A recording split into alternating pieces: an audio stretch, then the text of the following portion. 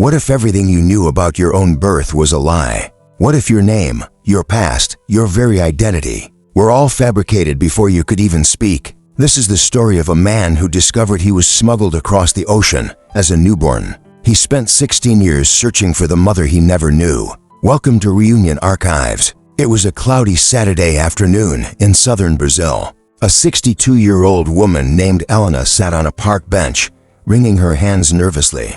She was waiting for a son she hadn't seen in nearly 40 years. Across the ocean, in Israel, a man named Liam boarded a plane. He was flying to meet a woman he had only just found, his biological mother. Liam was one of thousands of Brazilian babies trafficked to foreign countries in the 1980s. It took him 16 years of searching, but finally DNA led him back to Elena. The reunion happened in July, in a small square in the city of Joinville. Liam remembers walking toward that bench. He says, "I couldn't hear the people around me. I just saw myself walking under the trees toward her." He broke the silence with a quiet hello. Elena turned around, surprised. "When he sat next to me, I was in shock," she says.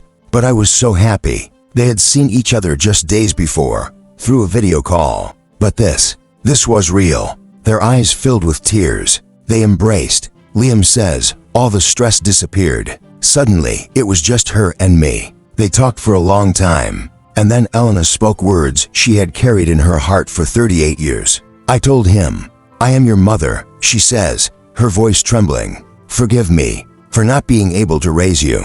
This moment almost never happened. To understand why, we have to go back to 1985. Elena was 24 years old when she became pregnant with Liam. He was her third child. She had already given birth to a girl and a boy. Both had been given away. She didn't want to give away another baby, but life had other plans. Elena's mother had died when she was young. She lived with her father and 7 siblings. Money was scarce. Hope was scarcer. Her father sat her down one day and said, "You can't raise this child. What if he starves? What will you do?"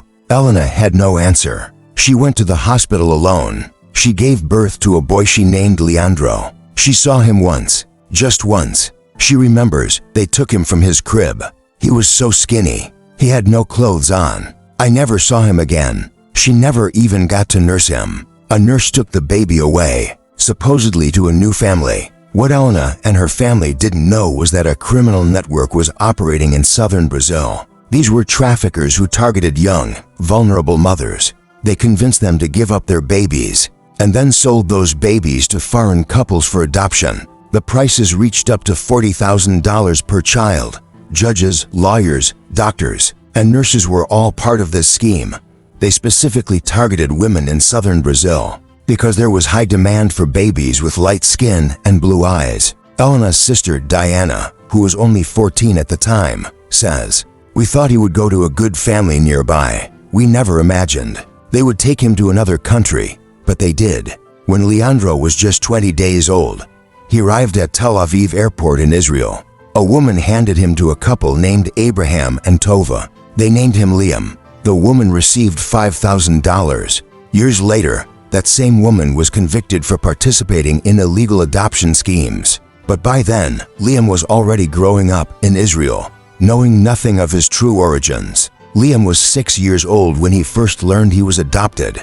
He overheard a friend's mother say something that stopped him cold. She said, "He's not really Tova's son." Days later, he confronted his mother. "You're not my real mother," he said. Tova didn't get angry. She gently touched his hair and said, "My son, you have two mothers, one who gave birth to you, and me, who raised you." Liam grew up with that knowledge, but it wasn't until he was 14 that he really wanted to know more. His adoptive parents supported him. They gave him all the documents they had from Brazil. They told him everything they knew.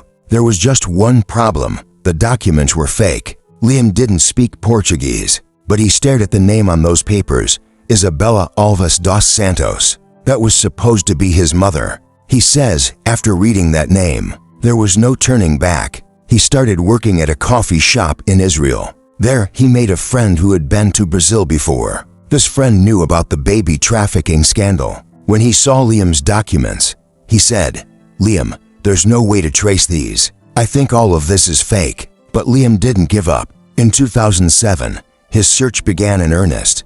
He contacted groups online in Curitiba, the city listed on his fake birth certificate. He joined Orkut, the most popular social network in Brazil at the time. People heard his story and were moved. Through them, he found an organization in Brazil that helped missing persons. It was run by a woman named Amanda, who had started it to find her own brother. Amanda became Liam's lifeline. She says, he was a young man who knew nothing about Brazil. He didn't speak Portuguese. I had to translate everything. To understand his story, I had to go to libraries and search through newspapers from 30 years ago. In those old, yellowed pages, Amanda discovered the truth. A massive illegal baby trafficking network had operated in Brazil in the 1980s. At least 4 gangs had been arrested in Santa Catarina alone. But for Liam, the search continued. Years passed, leads went cold. Hopes were raised and dashed. Then, in 2018, something changed. Liam got an email from a DNA company called MyHeritage. They told him he had a match, a cousin named Marcia. More tests confirmed it. Marcia's father was likely Liam's uncle. Through more connections, Liam reached another cousin named Rosa, who lived in Santa Catarina. The family tree was slowly taking shape, but still no mother, Liam says. All of Rosa's siblings, except one, had died. The last surviving brother agreed to take a DNA test, but it came back negative. More waiting, more disappointment. Then, in 2022, another email arrived. MyHeritage had found another cousin, a woman named Juliana. Juliana had relatives in Italy, but she herself was born in Joinville, Brazil. When Liam contacted her, she gave him names and contact information for her relatives in Joinville. That's when the pieces finally started coming together. Through Juliana's family, word began to spread, and eventually it reached the right ears. Elena's sister Diana got a phone call from her sister-in-law. She heard about a man in Israel searching for his Brazilian family. Diana's 13-year-old daughter, Emanuelle, did what teenagers do best. She searched social media and found Liam. She sent him a message. Soon, Liam was talking to his aunt for the first time. Diana says, when he started telling his story, I had no doubt. He was my nephew. The next few months brought Liam closer and closer to his Brazilian family. He told Diana his birth date. She remembered Elena had gone to the hospital on August 31, 1985. She gave birth on September 1, 1985. Liam realized something then. The only thing true on his fake birth certificate was his birth date. But one question remained. How would Elena react? Would she even remember? Would she want to meet him? Diana was careful. She wanted to be absolutely sure before telling Elena. So she brought Elena to her house and explained everything. They took a DNA test together. When the results came back positive, the whole family celebrated. Elena's son, the baby taken from her nearly 40 years ago, had found his way home. And so, on that cloudy Saturday afternoon, Liam walked toward a park bench in Joinville. He saw an elderly woman with brown eyes and brown hair, just like his own used to be. She was wringing her hands, nervous, waiting. He sat down beside her. "Hello," he said. Elena turned. For a moment, she was in shock. Then she smiled. They embraced. They cried. They talked for hours. Elena said, "Forgive me for not being able to raise you." Liam held her hand. There was nothing to forgive. After the reunion, Liam learned more about his past. He discovered who his father was, but his father had already passed away. Still, he found siblings, aunts, uncles, cousins, a whole family he never knew existed. And then Liam made a decision. He would move to Brazil. He would start a business there. He would spend the rest of his life close to the mother he had searched for. But first, he had to fix his documents.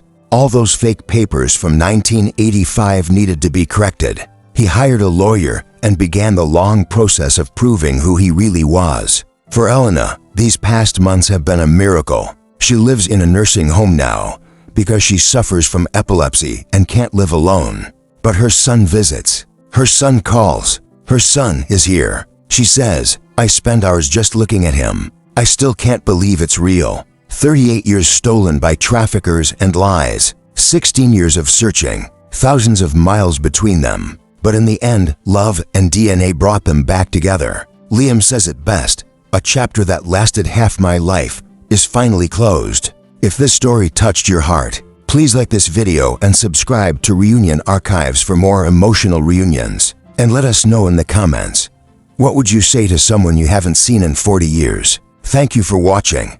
We'll see you in the next reunion story.